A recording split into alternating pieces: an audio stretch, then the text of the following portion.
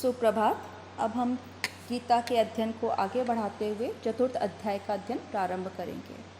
अब तक आपने ज्ञान योग और कर्म योग के बारे में उसके स्वरूप को समझा है, जैसा यहाँ पे कृष्ण के माध्यम से अर्जुन को समझाया जा रहा है। उन दोनों का ही यहाँ पे महत्व प्रतिपादित किया गया है।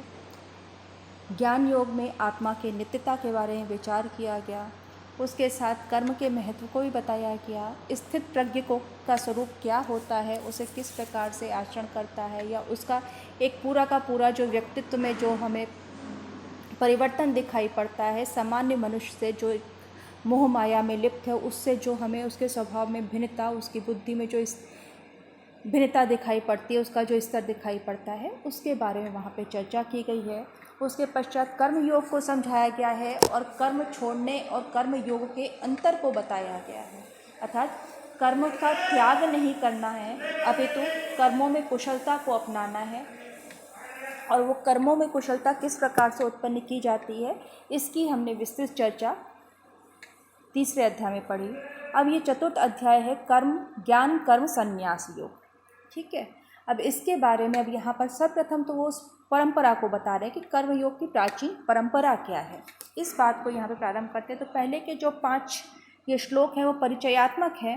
उसमें एक प्रकार से उसका कहाँ से प्रारंभ हुआ, किसको मिला, इस पूरी एक परंपरा को वो कृष्ण यहाँ पर अर्जुन को बता रहे हैं। तो प्रारंभ करते हैं। श्री भगवान उवाच कि भगवान श्री कृष्ण बोले, इमं विवस्वते योगम प्रोक्तवान अहम अव्ययम विवस्वान मनवे प्राह मनु इक्ष्वाकवे अब्रवीत। यहाँ वो क्या कह रहे हैं, अहम इमं अव्ययम योगम, कि मैंने इस अव्यय योग को, अव्यय जिसका व्यय नहीं होता अर्थात जो अविनाशी है, जिसमें किसी प्रकार का परिवर्तन संभव नहीं है, तो इस अव्यय योग को, इस अविनाशी योग को किसे बताया, विवस्वते, निवेदन किया है ना, या तो यहाँ पे चतुर्थी है उस योग में। तो कह रहे हैं कि मैंने इस प्राचीन योग को, विवस्वत को, विवस्वत मनु को, विवस्वान को, यहाँ पे विवस्वान सूर्य को कहते हैं, तो सूर्य को कहा, प्रोक्तवान कहा, विवस्वान मनवे, विवस्वान ने मनु को कहा और मनु ने इक्ष्वाकु को कहा। तो ये एक परंपरा से किस प्रकार से ये प्राप्त हो रहा है, उसको यहाँ पे उन्होंने उस पूरी परंपरा को, कि ये ऐसे ही नहीं आया। अब यहाँ पर एक चीज़ समझने की है कि वो कहते हैं कि मैंने इस अव्यय योग को सूर्य को कहा। अब ये सूर्य को, सूर्यवंश भी हम पढ़ते हैं, राम को सूर्यवंश से संबंधित करते हैं। सूर्य को हम ज्ञान का प्रतीक मानते हैं क्योंकि प्रकाशित करने वाला है, जगत को प्रकाशित करने वाला है। जिस परंपरा को हम देख रहे हैं कि बच्चा जब अध्ययन प्राप्त करने के लिए या शिक्षा प्राप्त करने के लिए गुरुकुल जाता था या उस अवस्था को प्राप्त होता था, तब उसका उपनयन संस्कार होता था और उसके पश्चात गुरु उसको दीक्षा देकर विधिवत उसकी शिक्षा प्रारंभ करवाता था। ये हम पढ़ चुके हैं, इसलिए इसको बहुत अधिक यहाँ पे आप समझाने की आवश्यकता नहीं कि उस पूरी परंपरा से आपका परिचय है जो हमारा प्राचीन पद्धति थी। तो यहाँ पर जब वो आपको ये भी पता है कि जो यज्ञोपवीत संस्कार होता है उसमें बच्चे को गायत्री मंत्र की दीक्षा दी जाती है। इस बात को भी कई बार बताया जा चुका है। गायत्री जो है छंद का नाम है, उसके जो देवता हैं वो सविता देवता हैं और सविता सूर्य का नाम है। जो गायत्री मंत्र है उसमें वो अपनी बुद्धि को खोलने की, प्रेरित करने की बात करते हैं। अर्थात बच्चा जब अध्ययन करने जा रहा है तो गुरु उसको दीक्षा देता है कि तुम भगवान सूर्य से प्रार्थना करो कि वो तुम्हारी बुद्धि को तेज बनाए, उसको खोलें। अब इसका संबंध हम इससे भी लेते हैं कि जब सूर्य उदित होता है तो कमल जो है, कमल दल खिल जाते हैं और कमल को भी ज्ञान का प्रतीक माना गया है कि जिस प्रकार से कमल की प्रत्येक परत खुलती जाती है, पटल खुलते जाते हैं, उसी प्रकार से ज्ञान की जो है निरंतर नए नए उसमें अन्वेषण होते हैं, शोध होते हैं, उसकी नई नई जो भावभूमि है, जो उसके नए नए आयाम है वो प्रकट होते चले जाते हैं। अर्थात पूर्ण विकास की जो अवस्था है उससे हम जोड़ करके उसके अलग अलग पटल जो कमल दल में होते हैं, और उसका हम यदि योग की परंपरा देखें तो जो हमारा शरीर के अंदर जिन चक्रों की भावना की गई है उसमें भी उन पटल की बात कही गई है, उस पर बीजाक्षरों के ध्यान की बात कही गई है। वो उस पूरी परंपरा को हम फर्स्ट ईयर में हमने पढ़ा है। उसको और अधिक विस्तृत रूप में या विस्तार से आप अभी भी पढ़ सकते हैं, ताकि वो आप उसको समझ सको, इस परंपरा को, कि ये योग की बात क्यों कर रहे हैं। तो ये दोनों का संबंध भी स्थापित होता है कि कमल दल का खुलना, उसमें विविध विषयों का प्रकटीकरण होना। विविध विषयों का प्रकटीकरण इस रूप में कह रही हूँ कि आज के संदर्भ में देखें तो उसमें जो हमें ज्ञान की जो नई नई दिशाएं दिखाई पड़ रही हैं, तो वो भी तो एक प्रकार का विकास ही है ना। तो इसको हम कमल दल से युक्त करते हैं। तो विवस्वान को सूर्य को कहा। तो सूर्य जगत को प्रेरित करने वाले हैं, प्रकाशित करने वाले हैं, तम का नाश करने वाले हैं, और उनकी सर्वत्र प्रसार है, सर्वत्र गति है, उनकी किरणों का सर्वत्र प्रसार है।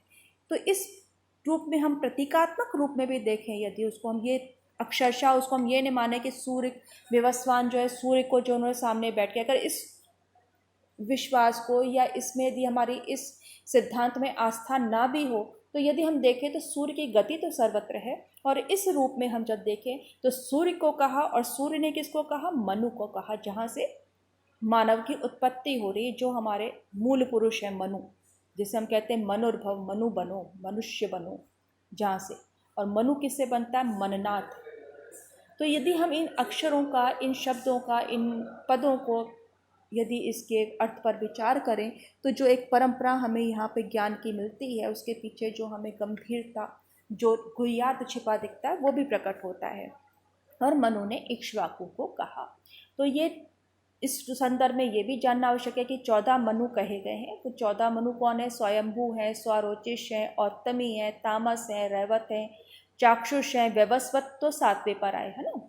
तो सावर्णी है, दक्ष सावर्णी है, ब्रह्म सावर्णी, धर्म सावर्णी, रुद्र सावर्णी, रौच देव सावर्णी और इंद्र सावर्णी, ये 14 मनुओं की परंपरा मानी जाती है। और इन्हीं को हम इस सृष्टि के गौड़ सृष्टा मानते हैं। गौड़ सृष्टा यानी कि हम वहाँ से मनुष्य की परंपरा को प्रारंभ मानते हैं, या मानवीय सृष्टि का प्रारंभ मानते हैं। अब इसमें जो 10 प्रजापति या महर्षियों का जन्म हुआ है, यदि हम उसमें देखें तो उसमें यही मनुस्मृति के प्रणेता भी माने जाते हैं। यही जो जीवधारी हैं, उनकी जो इस समय जो जाति या का प्रजापति है, वो भी यही है। जल प्लावन के समय जब सर्वत्र जो है वो जल प्लावन हो रहा था, समस्त जो पृथ्वी है उसमें डूब रही थी, उस समय मत्स्य अवतार के रूप में इन्हीं मनु की विष्णु ने रक्षा की थी। और अयोध्या के जो सूर्यवंशी राजाएं हैं, उनके प्रवर्तक भी यही मनु है, ऐसा माना जाता है। ये एक हमें परंपरा से जो हमें एक इतिहास मिलता है, पुराण का अध्ययन करने से हमें जो परंपरा प्राप्त होती है। तो वर्तमान जो मनवंतर है वो 7वें मनु, जिसे हमने अभी ऊपर कहा, यही है। जो सांब पुराण है उसमें भी वसत पद की जो निरुक्ति की गई है, अर्थात जो उसकी अभिधेयार्थ बताया, क्या कहते हैं? वसति अदृष्टा सर्वेषु भूतेषु अंतर्हितो हरि धातुर्वस निवासे अस्ति वसवांस्तेन तु उच्यते। कि जो सभी जीवों में अंतर्निविष्ट रूप से, उनके अंदर विद्यमान होकर जो अदृष्ट रूप से निवास करते हैं, उनको विवस्वान कहा है। और इस प्रकार से, यानी कि जो सबके अंदर मूल मानवता का भाव है, यहाँ पे इतनी बात जो मैं कह रही हूँ उसके लिए इसलिए कह रही हूँ कि जो एक मानवतावादी दृष्टिकोण है, उसकी मूल में जो मनु शब्द है, उसका अर्थ यही है कि जो सब प्राणियों में निवास करने वाले हैं, वो विवस्वान, विवस्वत, सभी प्राणियों में जो निवास करने वाले। विवस्वत, विवस यानी कि जो वसति रहते हैं, वस धातु क्या हुई? जिसमें निवास के अर्थ में आती है। तो जो सब में आंतरिक प्रेरणा के रूप में निवास करते हैं, जिसे हम कहते हैं अंतर्यामी के रूप में, अब इसको हम कह लें, या जो सबके अंदर हमें एक समान भाव लाने की बात कहते हैं, जो हम इसके अंदर कई बार जो हमारे जो स्मृति ग्रंथ हैं उसमें भी बात कही जाती है, गीता में भी आई है, आत्मवत्सर भूतेषु, कि समस्त जीवों में को अपने समान देखो। तो जो सबके अंदर एक धरातल पर आने की जो बात कही जाती है, और जो साम्यवादी या समतावादी दृष्टिकोण, सबको एक सतह पर रखना, बुद्धि के भेद के अनुसार उनमें भेद रहते हैं, पर मूल रूप में मनुष्य एक ही है, उसमें किसी प्रकार की वर्ग भेद नहीं है। मनुष्य के रूप में वो एक है, मनुष्य जाति के रूप में एक है। तो ये जो मूल भावना है जो हमारे स्मृति ग्रंथों में, हमारे धर्मशास्त्रों में, हमारे पुराणों में जिस बात को लगातार इसका घोष किया जाता है, अब उसको हम सुने नहीं सुने वो एक अलग बात है, अनसुना कर दे या हमारी प्रवृत्ति उस ओर नहीं जाती है, लेकिन उसमें लगातार ये बात कही जाती है कि मनुष्य है तो मनुष्य के अंदर मनुष्य धर्म होना चाहिए, मनुष्यता होनी चाहिए, और इसीलिए हमारे जो मूल पुरुष हैं उनको मनु कहा गया है। तो ये एक जो परंपरा उन्होंने बताई कि कृष्ण कहते हैं कि मैंने यहाँ पर विवस्वान को सूर्य को दिया, सूर्य ने मनु को दिया, मनु ने आगे इक्ष्वाकु को दिया। तो ये एक परंपरा से प्राप्त ज्ञान है, योग की जो परंपरा है। तो योग की परंपरा क्योंकि व्यवहारिक ज्ञान है, यहाँ पे जब ज्ञान की बात हम करते हैं तो व्यवहार का विषय है, वो केवल सैद्धांतिक पक्ष नहीं है, वो व्यवहार का विषय है। इसलिए हमें उसे उस रूप में आत्मसात करना चाहिए, ग्रहण करना चाहिए कि गुरु से शिष्य को जा रहा है तो गुरु के अंदर जो उस समकालीन युगीन आवश्यकताओं को देख करके उसने जो अनुसंधान किया है, जो शोध किया है और उसको अपने ज्ञान में सन्निविष्ट किया है, जो उसकी जिसे हम कह रीडिंग्स हैं, जो उसका निष्कर्ष है, जो उस समय के लिए जो आवश्यक है, उन समस्त तत्वों का, सिद्धांतों का उसको समाहित करते हुए वो अपने शिष्य को प्रदान करता है। तो ये परंपरा जो है वो केवल इसलिए नहीं है महत्वपूर्ण, गुरु शिष्य परंपरा साक्षात वहाँ पे हमें ज्ञान की प्राप्ति हो रही है क्योंकि उसके अंदर युगीन संघर्ष दिखाई पड़ता है, युगीन आवश्यकता की जो है वो प्रतिबिंबन दिखाई पड़ता है। इसलिए इस परंपरा का रहना आवश्यक है। इसे हम केवल जो है कंप्यूटराइज्ड या जिसे हम कहते हैं कि इसको हम स्मार्ट क्लासरूम के रूप में, या हम जो लेक्चर जो हैं उसको केवल हम यदि वीडियोग्राफी करके या उसको हम रिकॉर्ड करके जो है छोड़ दें तो इसका महत्व तब होगा कि जब समय समय पर आज के युग में जो है हम उसको जब जोड़ते हैं तो वहाँ पर इस बात का भी हमें ध्यान रखना चाहिए कि आज के युग की आवश्यकता क्या है। तो अब इसी क्रम में वो इस परंपरा को जब कहते हैं तो आगे बात करते हैं, एवं परंपरा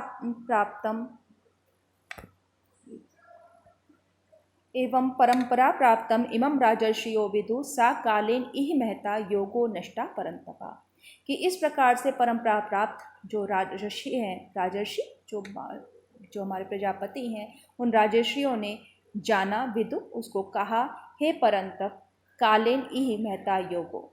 और फिर इस जो परंपरा है जो इस समय एक निरंतर जो एक धारा चल रही थी, तो कुछ समय के लिए उनके बाद उन राजर्षियों ने जाना, लेकिन उनके बाद ये योग बहुत समय से पृथ्वी लोक से यानी कि इस भूमंडल से लुप्त हो गया था। यहाँ पे कालेन इह महता योगो नष्टः परंतपा। हे परंतप कि बहुत समय से ये जो महान योग की परंपरा है, जो हमें व्यवहारिक ज्ञान था, जो हमारे अंदर समत्व बुद्धि का विकास करने के जो सिद्धांत थे, वो किस रूप से हमें अपने आने चाहिए और किस रूप में हमें अपने मनुष्य होने के नाते अपने अंदर उस दृष्टि का विकास करना चाहिए, ये जो योग की परंपरा थी बहुत समय लुप्त हो गई। अब यहाँ इसका ही बड़ा महत्व है कि लुप्त कैसे हो गई जब धारा थी। तो समय समय पर इस प्रकार का इसका कहना चाहिए खोज की जाती है कि बहुत समय से, क्योंकि वो एक अनीति के, अत्याचार के बढ़ने का युग है। यदि हम इसको उस समय के संदर्भ में देखें कि जब ये कृष्ण उपदेश दे रहे हैं अर्जुन को, तो उस समय तक बहुत सारी ऐसी अनैतिक घटनाएं हो चुकी थी। तो निश्चय ही उस समय ऐसे व्यक्तियों का जो कहना चाहिए कि ऐसे महापुरुषों का या व्यक्तियों का उस समय अभाव था जो तटस्थ रहकर निर्णय ले सके। संकेत हमें यदि हम इसको देखें तो हमें संकेत यहाँ पर मिल जाता है कि द्रौपदी के चीरहरण के समय या द्रुत क्रीड़ा के समय जो भीष्म पितामह का जो की भूमिका है या विदुर की भूमिका है, ये एक प्रकार से प्रश्न चिन्ह उपस्थित करता है। और यही बात यहाँ पर महर्षि व्यास जिन्होंने इसको हमें इस रूप में प्रदान किया, गीता के रूप में, जिस रूप में हम आज पढ़ रहे हैं, रचना तो उन्हीं की है, तो जिस रूप में हम उनको, तो उन्होंने ये एक प्रकार से प्रश्न उपस्थित किया है कि बहुत समय से ऐसा इस योग की परंपरा लुप्त हो गई थी। तो ये लुप्त होने का कारण ही है कि व्यक्ति का उस प्रकार से विकास ही नहीं हुआ, उन पुरुषों का उस प्रकार से, उन महानुभावों का जिन्हें हम भीष्म के कारण हम उनको आज तक जानते हैं, याद करते हैं और उनके चरित्र पर किसी प्रकार का जो हम प्रश्न उपस्थित नहीं करते हैं। लेकिन जो एक तटस्थ रहकर लोक कल्याण के लिए निर्णय लेने की बात है, जो क्षमता है, उसका विकास नहीं था। वो कुर्सी से बंधे रहे, सिंहासन से बंधे रहे, उस सिंहासन पर जो बैठेगा उसकी मैं रक्षा करूंगा। तो इस प्रकार की प्रतिज्ञा का होते हुए भी उस पर प्रश्न चिन्ह उसी समय लगा दिया गया था। इस बात का भी हमें यहाँ पर ध्यान रखना चाहिए और इसीलिए वो कह रहे हैं कि परंपरा ही लुप्त हो गई, कि जब इस युग के अंदर स्थित प्रज्ञ की स्थिति है ही नहीं किसी की। स्थित प्रज्ञ, जहाँ प्रज्ञा स्थिर हो गई हो, बुद्धि स्थिर होकर के जब कोई निर्णय लेती है तो वो निश्चय ही लोक कल्याण के लिए होता है। तो इसलिए अब मैं तुमको कह रहा हूँ। तो बहुत समय से परंपरा लुप्त हो गई थी। सा एव अयम मया ते अद्य योगा प्रोक्ता पुरातना भक्तो असि मे सखा चेति रहस्यम ही एतद उत्तमम। अब कह रहे हैं कि यहाँ पे वो उसकी प्रशंसा भी कर रहे हैं। सा एव अयम मया ते अद्य योगा प्रोक्ता पुरातना, कि इसलिए मैं अब ये इस योग को तुमसे, कैसे योग को, पुरातना, इस पुरातन परंपरा को, पुरातन योग को तुमको कह रहा हूँ। क्यों कह रहा हूँ? तुम मम भक्तो असि, तुम मेरे भक्त हो, प्रिय सखो असि, प्रिय सखा हो। इसलिए मैं इस ज्ञान को, इस परंपरा को तुम्हें प्रदान कर रहा हूँ, मैं तुम्हें बतला रहा हूँ। यहाँ दो बातें हमें और स्पष्ट होती, यद्यपि हम देखें तो व्याख्या की दृष्टि से इसका वैसे कोई मूल्य नहीं है। तो क्या एक सीधी सी बात ही तो कह रहे हैं कि मैं तुमको इस पुरातन ज्ञान को बता रहा हूँ। क्यों बता रहा हूँ? क्योंकि तुम मेरे भक्त हो, तुम मेरे सखा हो। लेकिन ये दोनों जो बातें हैं, ये दोनों ही जो वाक्य उन्होंने कहे, तुम मेरे भक्त हो, तो भगवान हर स्थिति में अपने भक्त का कल्याण चाहते हैं, उसको वो सर्वस्व देने को सदा तत्पर रहते हैं। हमें आवश्यकता किस बात की है कि हम भक्त बने तो सही, लेकिन अगर हमें वो भक्ति भाव है ही नहीं, यदि हम उनके उसको उस स्वरूप में हम पहचानते ही नहीं हैं, कहीं ना कहीं हम स्वार्थ बुद्धि से ग्रस्त होते हैं और इसीलिए जैसे ही हमें चीज़ें मिलती हैं हमारा समर्पण ही नहीं रहता। तो यहाँ पर जब वो कह रहे तुम मम भक्तो असी, कि तुम मेरे भक्तो असी मैं सखा चा, और मेरे मित्र हो, तो व्यक्ति आज भी हम देखें तो संबंध क्या है, जो हमारा मित्र है उसके लिए हमारे मन में किसी प्रकार का स्वार्थ नहीं रहता, क्योंकि जहाँ स्वार्थ है वहाँ मित्रता नहीं है। तो हम मित्र के लिए जब कुछ करते हैं तो बिल्कुल निस्वार्थ भाव से करते हैं, उसमें हमारा किसी प्रकार का, उसमें हमें चाहे हानि उठानी पड़े। जिसके लिए आजकल बहुत व्हाट्सएप पर घूमता है कि जो सखा हो तो एक कृष्ण सा हो और एक कर्ण सा हो, है ना, कि दोनों ही स्वार्थी नहीं है। तो यहाँ पे जो निस्वार्थ भाव होना चाहिए, और भक्त में क्या है, समर्पण होता है, क्योंकि उसको पता है कि ईश्वर जो कर रहा है उसके लिए, वो उसके कल्याण के लिए। यदि उसको बुरी परिस्थिति में डाल रहा है तो निश्चय ही उसमें भी उसका कुछ ना कुछ कल्याण निहित है, तभी वो उसको उस परिस्थिति में डालते हैं। तो कहते हैं ये दोनों ही जो विशेषताएं तुम में हैं, जो दोनों ही गुण हैं वो तुम में हैं, कि तुम एक तो मेरे भक्त हो, मेरे सखा हो, इसलिए मैं तुमसे कह रहा हूँ कि मैं पुनः उस परंपरा का उद्धार कर रहा हूँ।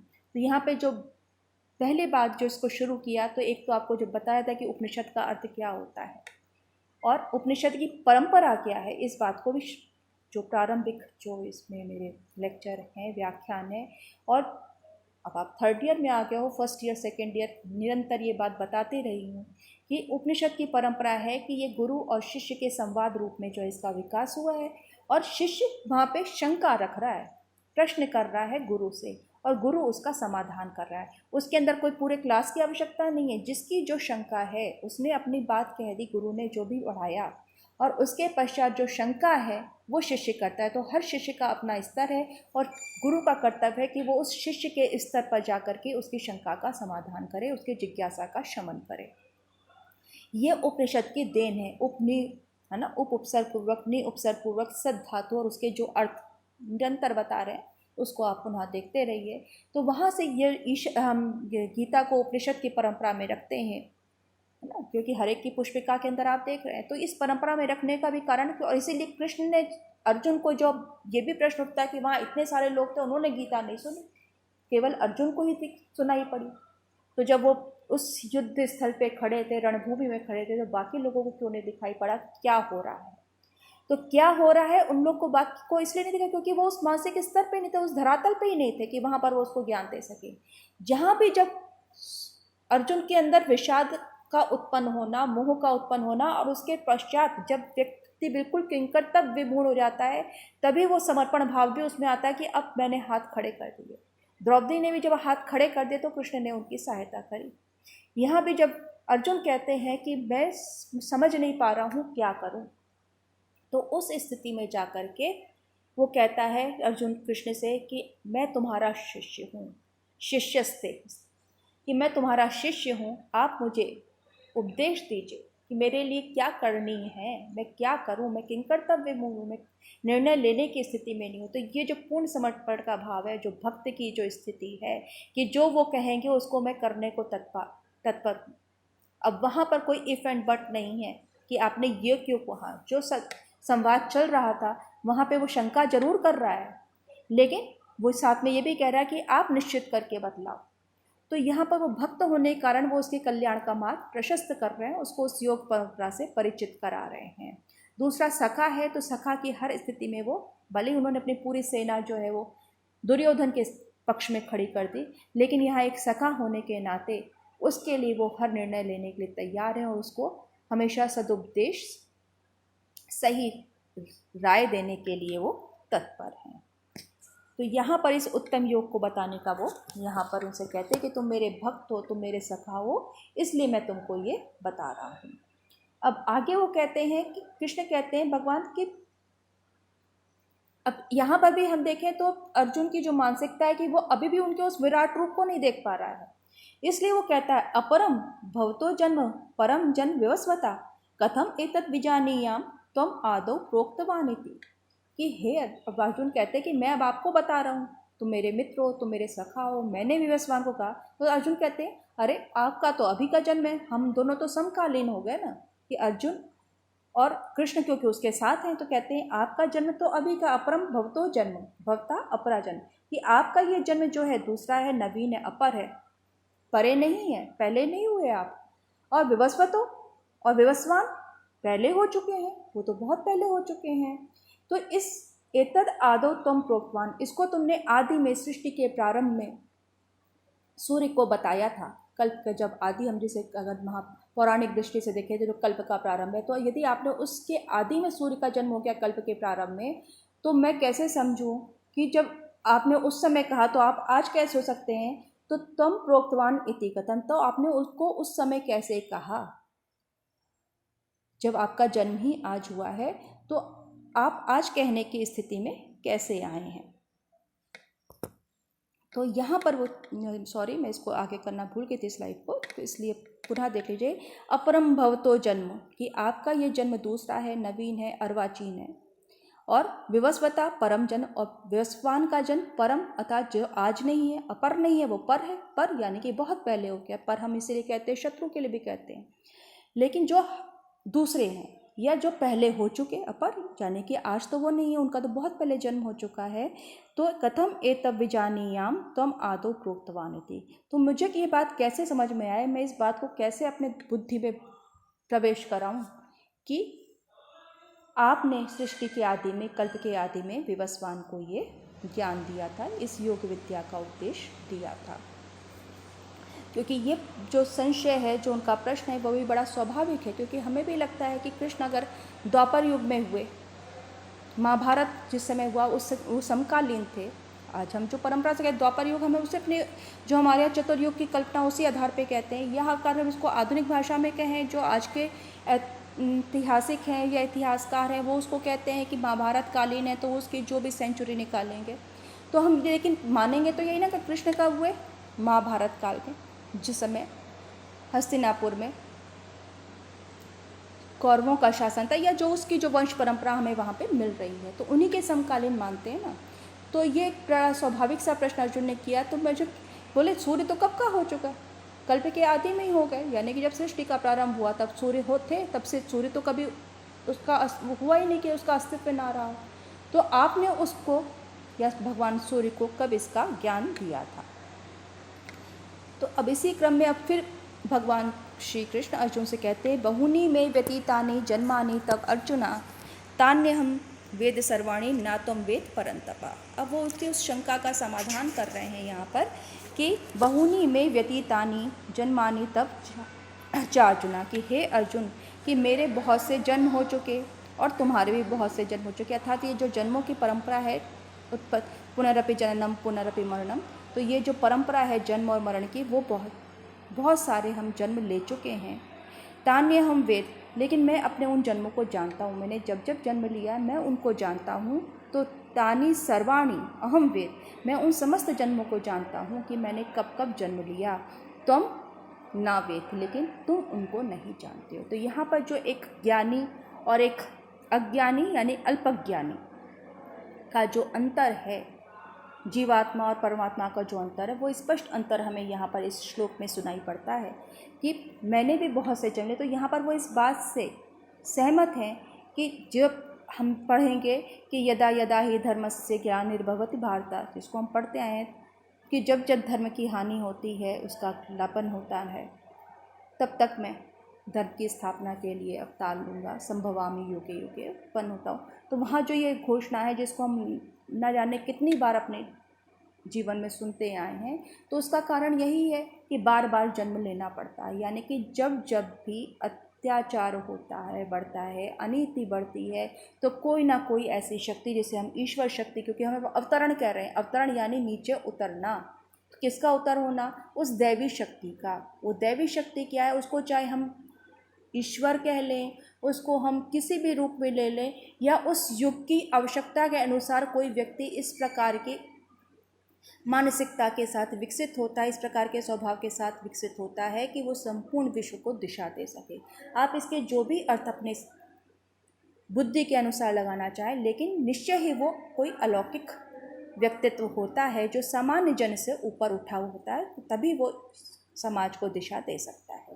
तो यहाँ पर वो उसके उसी जो सीमित ज्ञान है उस ओर संकेत कर रहे हैं कि मैं तो उन सबको जानता हूँ, लेकिन तुम नहीं जानते हो। तो यहाँ पर हम देखते हैं कि जो एक परंपरा बताई है, जो उन्होंने ज्ञान की परंपरा बताई, योग की परंपरा बताई, कि ज्ञान तो इससे साथ साथ, जिसे हम अगर देखें तो वेदांत में जो ब्रह्म की कल्पना की गई है, जो उसकी अवधारणा है, वो सत्यम ज्ञानम अनंतम ब्रह्म। तो हमारा जो ब्रह्म का स्वरूप है कि वो सत्य है, अर्थात उसकी सत्या है, उसका कभी बाध नहीं हो सकता। ज्ञान रूप है क्योंकि ज्ञान हमेशा रहता है, उस पर आवरण हो सकता है, लेकिन ज्ञान स्वयं प्रकाश कहा जाता है। तो ब्रह्म भी स्वयं प्रकाश है, ज्ञान स्वयं प्रकाश है, अनंत है, उसका कभी अंत नहीं होता। तो जो कुछ भी है वो एक उनका जो स्वरूप है वो सीमित हो जाता है, आवृत हो जाता है, और जो जिज्ञासु हैं, जो साधक हैं, वो अपने उसी अनंत रूप को प्राप्त करने के लिए प्रयत्नशील होते हैं। उनका समस्त जो श्रम है, जो पुरुषार्थ है, वो अपने उस सत्य रूप, ज्ञान रूप, अनंत रूप का दर्शन करना है, और यही मुक्ति कहलाती है। अस्तु, आज के लिए इतना पर्याप्त है। अगली कक्षाओं में आप अपनी निरंतर बने